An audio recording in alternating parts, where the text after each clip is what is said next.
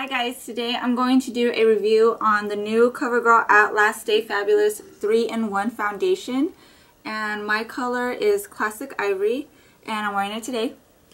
And this is supposed to be a foundation, a sunscreen, and primer all in one. It says it's a lasting power of primer, coverage of a concealer, and blendability of a foundation in one, and it is shine free. And let me just tell you guys, I love this foundation, and I usually don't really gravitate towards CoverGirl cosmetics. I love the mascaras, but usually I don't really use any of the cosmetics, and that's because of the smell. Just when I get close to like the blushes and the powders, just the smell of them I don't like, so I don't even go there. But this foundation is amazing. It is like they had mixed my two favorite foundations and made this. So it's like the Sonia Kashuk foundation and the Kat Von D foundation got married and had a little baby, and it is the CoverGirl foundation. What I like about the Kat Von D foundation is that it's totally matte, but I like the Sonia Kashuk for a more dewy natural finish. So I would use this for special occasions and this for everyday use. But I am able to use this foundation every day because it gives you just a nice natural finish. It's not completely totally matte where it looks dry. It just gives a nice smooth finish to your skin, and it has amazing coverage, and it covers red. It covers red really well. I don't really even need to use a lot of concealer. I still use concealer underneath my eyes just to brighten it up a bit, but I don't need to use concealer anywhere else. And I do have a little bit of redness around my nose and on my chin, but I don't really even need to use concealer when I use this foundation. And it does last a really long time.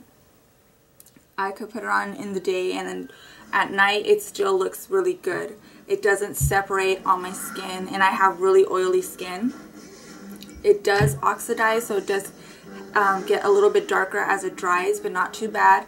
I'm really fair skin, and I got the one that's not the fairest. It's the one next to it, which is the Classic Ivory. It does dry really quick when you're applying it onto your face. You have to work with it really quick and blend it out. So what I usually do is I will start in the middle of my face and kind of blend it outwards in small sections around my face instead of just doing like dots and then blending it out.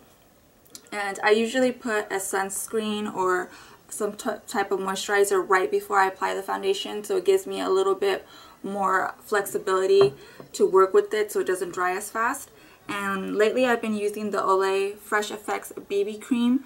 This says it's a skin protecting tinted moisturizer with sunscreen, and I have mine in fair to light. And honestly, I don't even use this as a tinted moisturizer because it doesn't have a lot of coverage. So I've just been using it as moisturizer. So it works really well for moisturizing my skin, and it doesn't make me really oily, which I have oily skin. And then I would apply the foundation right over it. If you guys were wanting to try the Kat Von D foundation but maybe don't want to spend $32 for a foundation, I would say the CoverGirl Outlast 3-in-1 is pretty good dupe for it. It is not as matte, but it's still a matte finish. It's not like a dewy finish. It's more like a satiny finish, I would say. And it also has really good coverage, and it lasts a really long time. So I would say that this is a pretty good dupe for the Kat Von D foundation because it's really good coverage and it doesn't feel very heavy on the skin. I could apply this and I don't feel like the same thing with the Kat Von D. I don't feel like I'm wearing a lot of makeup. It doesn't look cakey. It doesn't look dry. So I would say this is a really good dupe for Kat Von D if you were interested in trying it but not really want to spend $32 for it. So honestly, now that I've discovered the Classic Ivory in the CoverGirl Outlast Stay Fabulous 3-in-1, I'll probably just end up buying this instead of repurchasing a Kat Von D one because it's pretty much the same thing, and I actually like this finish a little bit better. So, and yeah, and the price is way better. Can't beat that. So I hope this helped you guys. If you have any more questions about the foundation, maybe I didn't cover something or I forgot about something, Just let me know in the comments below and I will answer any of your questions. And thank you guys for watching, and I will see you in my next video. Bye.